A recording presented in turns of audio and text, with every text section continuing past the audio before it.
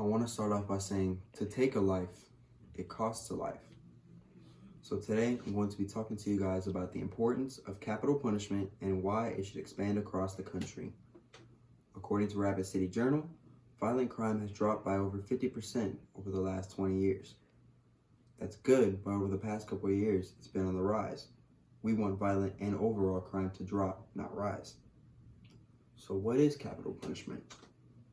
Capital punishment is the legal authorization of killing someone as punishment for a crime. So in simpler terms, it's the government being allowed to kill somebody who did something bad. All right? According to the Death Penalty Information Center, crimes punishable by death include murder, treason, large-scale drug trafficking, and attempted murder of a juror or a court officer. So with that being said, government is trying to get rid of capital punishment as well as other independent groups. So this is a chart from the National Conference of State Legislators of states that do and don't have capital punishment. States in green do, states in blue do not. So as of right now, there are 28 states that have capital punishment and 22 that do not. So here are some of the facts of some of the states that do not. Illinois is one of those states. According to USA Today, the population in 2018 was 12.72 million, with a total number of 884 murders. That's fourth highest in the country. The imprisonment rate was 418 per 100,000 people. That's 18th highest in the country. Having the 18th highest imprisonment rate does not correlate to being fourth highest in the country for murders. So I'm going to show you guys another example of a state that does have capital punishment and what their numbers look like with Texas. Also, according to USA Today, Texas had a population of 28.63 million back in 2018. They had a total number of 1,322 murders, which was second highest in the country.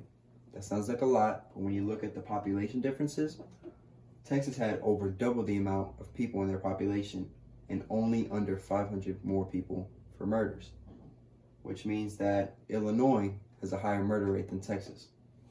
The imprisonment rate in Texas was 746 per 100,000 people.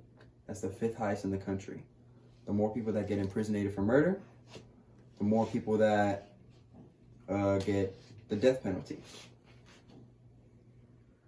Capital punishment is available to keep options open to distinguish different criminals, from regular criminals to, let's say, murderers. States with no capital punishment are safer states most of the time, but a lot of them have terrible cities, such as Chicago, Illinois being number 25.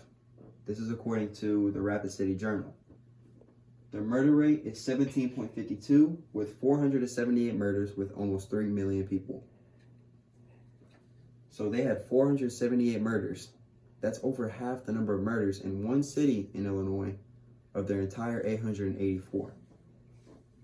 Milwaukee, which was number 10 on that list, had a murder rate of 24.15 with 145 murders in a population of 600,400 people. Now, with significantly less people than Chicago, they still had over 100 murders. Now, Detroit, who was number 3 on that list, had a murder rate of 43.82, which is almost double that of Milwaukee's, as well as 295 murders, which is double of Milwaukee's. But they had a population of 673,225. So with their population being pretty similar to Milwaukee's, they pretty much had double the amount of murder. So today, I've discussed the negative impacts of no capital punishment, the benefits of capital punishment, as well as the results of expanding capital punishment across the country. Capital punishment is an option to separate criminals. Having capital punishment across the nation would help drop violent crime rates significantly. Having capital punishment across the country would be looked at as a precautionary measure.